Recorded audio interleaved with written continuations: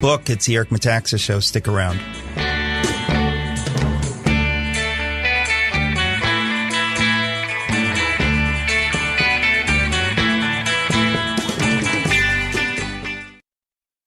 The following is a true story. My name is David Bryant. When I was 37, my wife and I decided to get term life insurance through SelectQuote. Just 3 years later, I was diagnosed with ALS, also known as Lou Gehrig's disease. Because of life insurance, the people I love most in this world will be protected no matter what happens to me. I know that the dreams I have for my family can still come true. Financial security, to stay in the home we became a family in, and for our children to be able to go to college. I reached out to SelectQuote because I wanted to share my story. If just one person purchases life insurance, I know I will have made a difference. SelectQuote can find a 37-year-old male a $500,000 policy for under $1 a day. If there are people you care about, you need life insurance. It may be the single most important financial decision of your life. Don't put off protecting your family. Get your free quote now. Call 800-671-7070.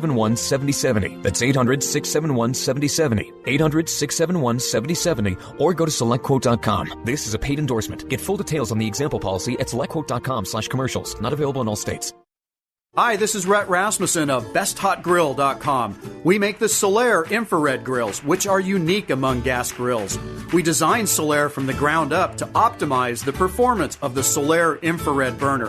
What is infrared? The Solaire infrared burner efficiently uses natural gas or propane, creating up to 15,000 tiny flames to heat the ceramic plate, which radiates the red-hot, intense heat directly to your food. Conventional gas grills heat the air inside the grill, which dries out the food. The direct Solaire infrared energy locks in the juices for a more natural tasting, succulent, and flavorful food. Die-hard charcoal grillers agree that Solaire infrared is as close to the white-hot intensity and taste they get from their charcoal fire, but with the convenience and controllability of gas. Solaire is truly the last grill you'll ever buy.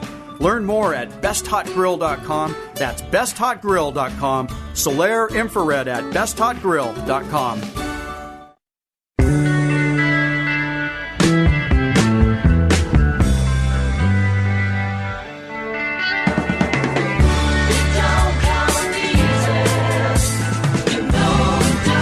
And now we turn back to Mary Neal, MD. Mary Neal, your story is mind-blowing. The book is 7 Lessons from Heaven. So you talk about this moment where your knees break. Now, you walked in here, you seem fine. So your knees are clearly doing okay now. They're okay. They're okay. But but they bend in the right direction is my point. Yes. True. And so when this happens, your body floats down the stream and bumps into somebody. Right. The current had also ripped off my helmet and life jacket. My life jacket popped up downstream. I mean, this is quite a current. It ripped off your helmet and life jacket. True. People don't think that a life jacket and a helmet can be ripped off by water. Right. Well, they can. After 30 minutes of the power. Right. But I mean, this is incredible. So, but where are you? You said your body goes downstream. My body goes downstream, your but spirit goes to heaven. I'm in heaven. And as I said earlier, there was a shift in time and dimension. So I was there being welcomed and greeted and was overcome with this incredible sensation of being home, of where I really belong, where we all really belong. And it was such that I could be there, but at the same time look back at the scene on the river. And I could see the guy who grabbed my wrist pull me to shore. I could see them start CPR. And it was actually only then that I looked at it and I thought, well, okay, I guess I did die. And it was a bit surprising to me at the time, and I'm only a little embarrassed to say it, but I recognized that was my body, and I recognized that it represented my life on earth. And I had a great life. I mean, I had a wonderful husband, 4 little kids that I loved dearly, a great job, no issues, no problems. I had every reason in the world to come back. But when I looked at my body, I knew that I was never coming back. I had absolutely no intention. And it was where you were, you felt, I'm home, this is where I belong. I am home, and it was a place that was so intensely beautiful and pervasive with God's love. And the love that we feel on earth is very pale in comparison to God's love. And my lack of desire to come back can only really be understood when juxtaposed to God's presence. And it was incredibly beautiful. For me, what has always moved my soul are colors and the intensity of colors and flowers and the aromas. And so that's what I experienced. And one of the things I think is so beautiful is that with near-death experiences, we all describe love and we all describe beauty, but the details are different, which I think actually speaks to their truth, because if it were just a physiologic process, it'd all be the same. Right. Well, so you are in heaven literally. And you said you're surrounded by, you're not sure what, people, angels. Well, I don't know. They're not angels. They're people. They're departed beings. It's just they're funny. People. Yeah. I mean, I guess that's what I would call them. It's hard because those words mean different things to different people. But why? In other words, you really have a choice. They're either angels or people. Well, no, angels are, if you're really going to talk about angels in the biblical sense, they're a particular entity. That's what I'm saying. So people. Angels have wings. They're not people. So you're in the presence of people. I would call these people. And for me, they did have a physical form, head, arms, legs, that sort of a thing. Sounds like people. But, right. And I don't know if that's how they appeared to me because it was something I would understand, or if that's how we all look. What kind of beings could they be? I guess I think they were. I mean, they're people. When we die and go to heaven, we're still people. Yes, and I would agree. I still had my same sensibilities. I would say that when I was there, I was my best self, if that makes sense. I didn't have any destructive feelings or emotions. The people that greeted me, I knew had been sent by God. I knew they were there to welcome me and make me feel loved and known. I knew that they were people who had known me and loved me as long as I've existed. At that point in my life, I hadn't lost anyone I knew.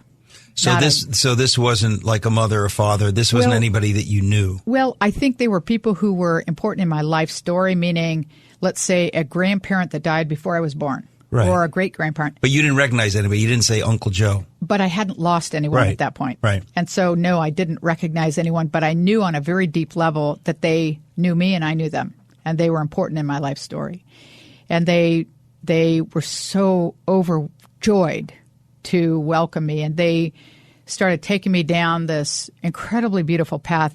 I mean, everything was so brilliantly radiant from within, and everything, even the robes they were wearing, this path was almost as though it was woven together with fibers of love, even though I realize that doesn't make sense in our language. Whenever I read accounts of heaven or anything like that, you end up resorting to things like, the path was woven together with fibers of love. And to us, we say, what does that mean? I know, it doesn't make sense. But because you're talking about another world. You're talking about a world where those things are possible. And that's so it's exactly impossible right. for us to describe it. I always try to explain it by saying that if we lived in a two-dimensional world, we would understand lines and circles and points and things like that, but we would have no language to describe, and we'd have no understanding of a cube.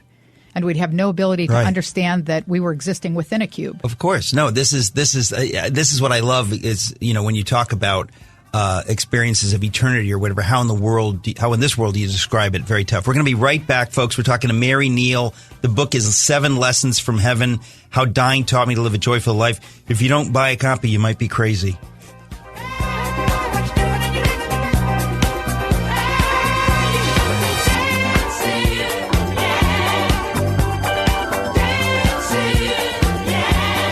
Hey, Albin. Hey, Eric. Albin, are you skeptical when somebody says something can help Sometimes, you? yeah, sure. Well, me too. Relief Factor. Yes. As you know, we advertise Relief Factor on this program. I was initially skeptical. I thought they want me to advertise something. I don't know. Does it work? So I started to take it, right? Okay. And my acne cleared up. No, that's not true. But the fact is that I have had pain because I run, okay?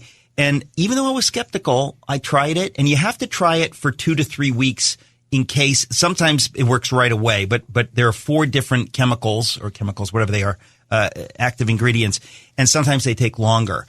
But for me, it worked, and it's why I take it. If you have any aches and pains, folks, I challenge you to try it. It's $19.95. It's very little, and I think I can go out on a limb and say it probably will work. If you have any kind of aches, but it doesn't have to be like searing, horrible pain. But if you have some kind of, arthritic stuff, I would try it. You go to relieffactor.com, $19.95 for the quick start pack, relieffactor.com.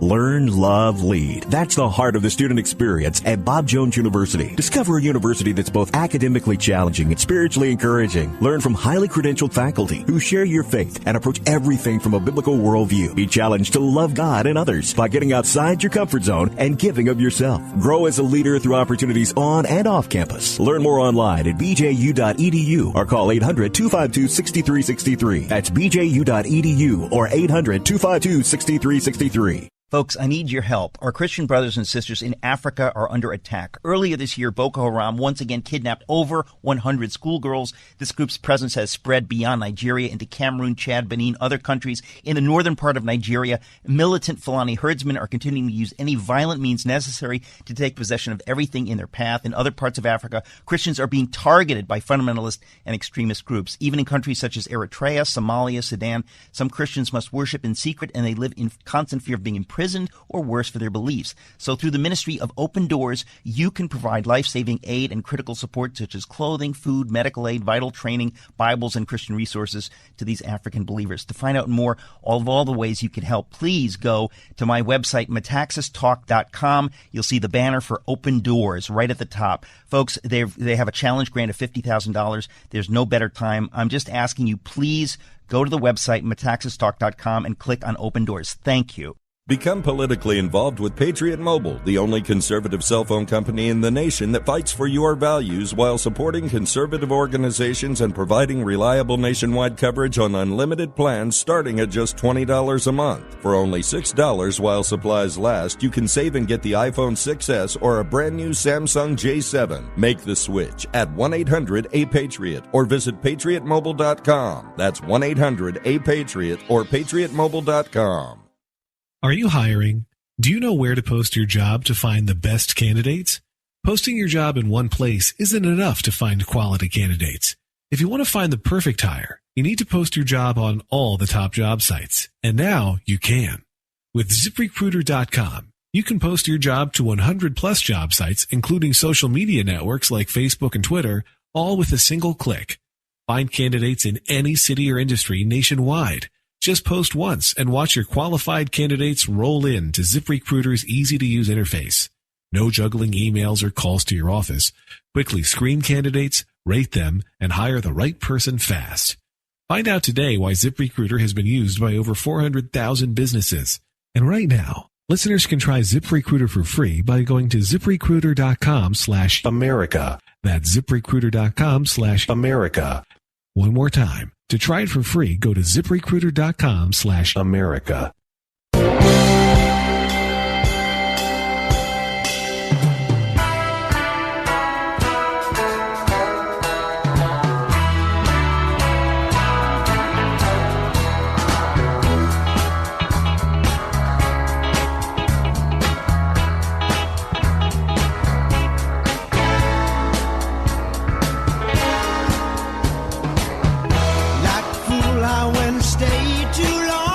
Hey there, folks. Little Peter Frampton for you. I really believe that eternity is both outside of time and also 1975. That's my theory. Mary, you died, you went to heaven, you experienced what it is to be in eternity, which is to say in a world outside of time and outside of space as we perceive it. So it becomes it does become impossible to try to really describe what you're talking about. So you're being led down some glorious path by these people who obviously live in heaven. Right. And what are you experiencing? Well, I experienced many things. Mostly, I experienced pure, absolute, unconditional love. I was loved beyond our ability to understand. I've actually come to truly appreciate the descriptions in the Bible or in other people's accounts of spiritual experiences, because we all use these analogies because there isn't the language to describe it. And I felt so alive and really excited. They were taking me down this path to what I knew was the point of no return. And I was so excited to get there. It's kind of like listening to this, I think, I cannot wait to die.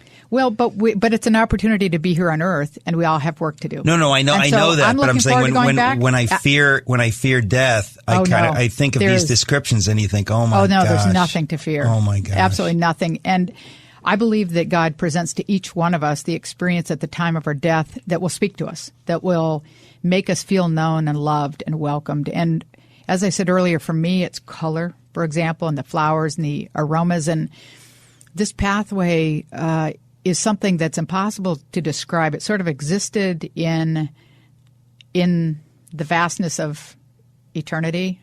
It doesn't make sense, but it was woven together with love and color, and it was as though I could see every color of the rainbow and some that aren't in the rainbow. But in addition to seeing them, I could experience them and understand them, and it was all simultaneous yet in individual colors. It was as though the closest I've ever been able to come is to talk about the northern lights. You can't quite identify what color you're seeing. You can't really identify the edges, and they're constantly changing. And so it was really overwhelmingly beautiful for me. If I had heard beautiful music, that wouldn't have spoken to me. Yeah. But again, that's one of the things I think is really wonderful. I know when my husband dies, he'll hear beautiful music, and that will make him feel loved and welcomed. And it was a most remarkable experience because I'd be going down this path, and I still had some connection to, or I was still very aware of the scene at the river, and I could see one of the guys who was doing CPR, who was a very young man at the time, calling to me. I'd say, Mary, please come back and take a breath. I know you're still here. And I have to add that the people on the river, these friends of ours at that time, were not particularly godly people. I mean, they were good people, but faith was not a big part of it for them. They weren't commanding you to come back in the name of Jesus. No. And I would listen, and this guy was sort of a very vulnerable sort of guy and kind of fluffy, and I would be overcome with compassion for him. And I would say to the people who were taking me down this path, okay, just a minute, I'll be right back. And I would go back down this pathway, I would lie down, and I would take a breath. And then I would immediately... Are you kidding? No, then I'd immediately rejoin these people. How? And we'd get a little bit further. He would start calling. I would say, just a minute, I'll be right back. I'd go back. I would take a breath. And that cycle went on multiple times. And it was very interesting to talk to him after the fact because I'm a very concrete thinking person. He was asking me to come back and take a breath, which I interpret as one. And that's what I was doing. And so I was very frustrated because he kept pulling me back and I kept trying to give him what he wanted. And he was frustrated because I would take a breath and then there would be nothing. But we did eventually. Okay, now okay. Let's be perfectly logical and scientific. In the natural, quote unquote, what you're describing makes no sense. A corpse or somebody who is dead and not breathing, to take a breath is to come back to life. But what you're describing is you take a breath and you don't breathe again. And then later on, you take another breath. Like, that makes no sense, right? Well, none of it makes sense. No, I know. But I'm saying so the normal thing would be either you come back or you don't. Right. Either you take a breath and now you're back, right, or you don't. But you're saying that you would take a breath and then you'd be gone again. Yes. And then later on, you'd take a breath and it's just like, it's madness. It's amazing. It's crazy. It's amazing. Yes. Wow. No, it's something that in my wildest imagination, I could not come up with. Now, your husband was not at the scene. No, he wasn't. Actually, he had dropped us off at the beginning of the river and went off and found a sunny place to read. Yeah. So he knew none of this except that he would say that there was a certain point in time he all of a sudden had this incredible feeling that everything's fine. Everything is fine. And he was not a spiritual guy at all. At that time. No. And there were so many things that happened. Eventually, I was, as my kids would say, I was kicked out, and I was given this whole laundry list of things I still had to do, including what I'm doing here, which is sharing my experience with other people.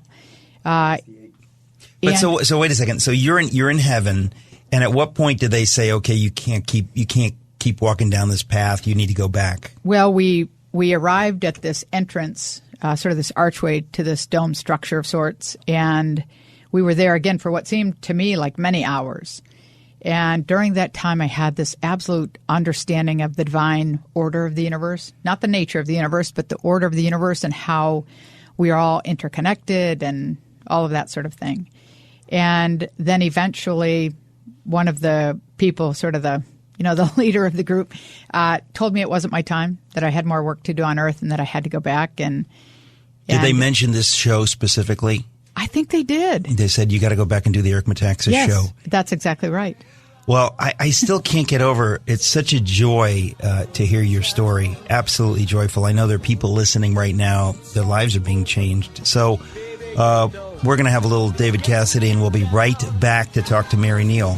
Step short of our heaven, and we won't stop short till we get there together.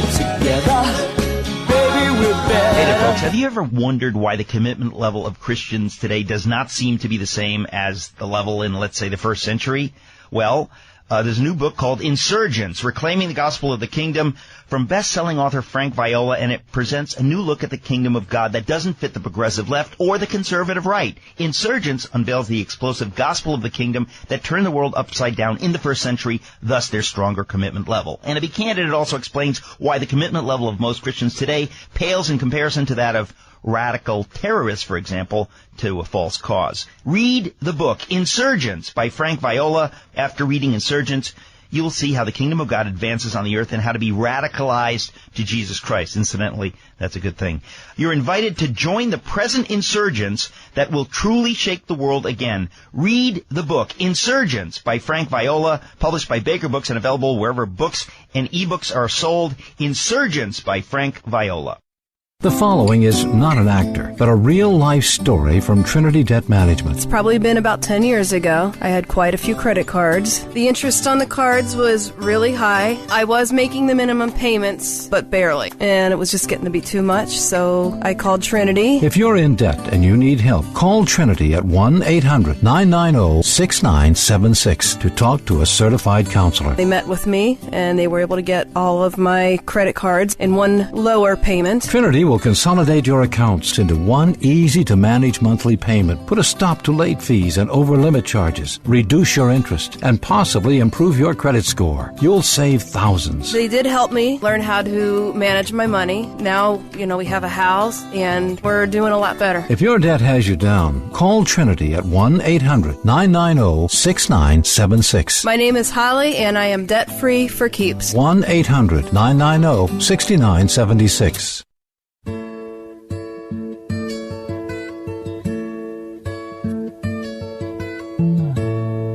You sheltered me from harm, kept me warm, kept me warm. Hey folks, it's the Eric Metaxas Show. A few minutes left with Mary Neal. The book is 7 Lessons from Heaven. Mary Neal, you said that neither you or your husband were on any level serious about Christian faith. You were good people. At what point did all of that change? I mean, because we haven't even gotten to the point where we're going to do a second hour so people can listen to the rest of this amazing story. But at what point did your faith become what it is today? My life changed the moment I asked God's will to be done, because it was at that moment that this great adventure began that was so filled with the reality of God's presence, the reality of God's love, and the miracles that occurred subsequently, that what happened to me and what I believe can happen to all people is all of a sudden I didn't just hope that God was real and present. I didn't hope that God's promises were true or kind of believe they were, but I had an absolute trust.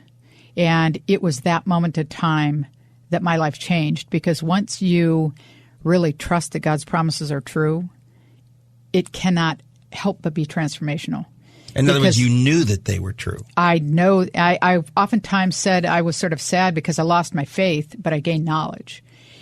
Because knowing they're true means that it's not even just a matter of, quote, living my faith, but and I'm not going to call it faith, my trust is a part of every breath I take. It is a part of every thought I think. It is a part of every fiber of my being. Well, I would say you're living in reality. I think so, too. No, but I mean, the point is people act like faith is a choice or faith. No. It's like saying, I choose to believe 2 + 2 = 4. Yes. You're a fool if you think you're choosing it. It's either true or it's not. And if it's true, it's true. It's not a matter of, I believe that 2 + 2 = 4. So what we're talking about is a reality it's as real as, whatever, the atomic weight of beryllium, to pull something out of a hat. It is just reality. Exactly. And so once you realize this is real, you don't say like, oh, I hope it's true, or I believe. You just know it is. Yeah. Absolutely true. And when you live it as a reality, it changes every human interaction. It changes the importance of every decision, every thought, every moment in time becomes different. And so I would agree. I think that's a great way of looking at it. It just is. It isn't that I'm hoping that it's true. And of course, to quote William F. Buckley, the question becomes, why did you receive this gift? It's such an extraordinary gift, but I think, wow, why didn't I get that? Why my listeners are wondering, that would be amazing. That would be, Well, the interesting comment to that, though, is we both asked the question of why, albeit from very different perspectives. You asked the question of why did you get to come back? And why do you have this experience? And my question is, why did I have to come back, number one? Yeah. And why did I have to have this experience? Because there's nothing on this list of things that I was given to do that I would have signed up for. I certainly, like most people, I don't like public speaking. Okay, so you mean God gave you a list. You need to go back. You don't get to stay in heaven because you've got this stuff to do. I have a laundry list of things that... And one of the things you're doing is you're speaking about it publicly on this radio program. People's lives are being touched. Okay, we're going to have a second hour with you, Mary Neal. But thank you so much for being my guest. This is tremendous. Thank you. It is such a privilege to share. What a joy. Folks, that's the show. Tell your friends.